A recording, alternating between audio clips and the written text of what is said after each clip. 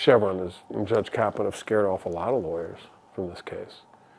You know, that again is part of the intimidation model they're using against me, is to weaponize it so other people watch it like it's a show and decide not to do this work because they don't want to take the same risk that I've taken. They don't want to be in jail. They don't want to be locked up. They don't want to have websites financed by their adversary to smear their reputation. They don't want to come home and explain to their children why they're in the news in a negative way.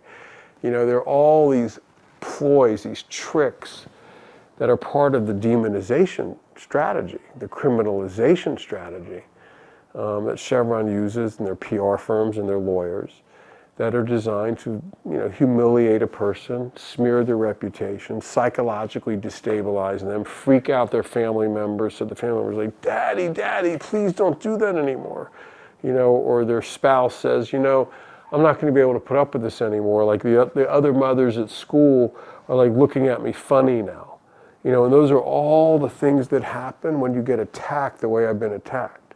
So it takes a lot of strength, you know, both by me and my family, to understand that that's a game designed to freak us out.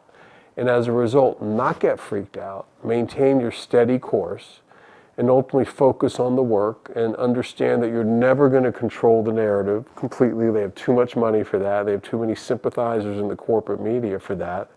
But what you can do is get your truth out, get your story out, get your narrative out. So at a minimum, your narrative is viable in the world. And people are like, well, what did Steve Donziger do? Like, oh, this is what he says he did.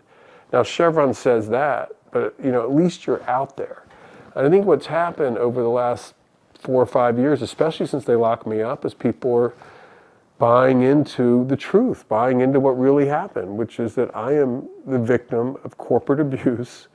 Chevron committed fraud trying to nail me in the racketeering case. And the most important thing is that Chevron dumped billions of gallons of toxic waste in Ecuador, as found by 6 different appellate courts in Ecuador and Canada. That's the story. You know, and people understand now that that's the story. And that's really bad for Chevron, and it's really good for the people of Ecuador.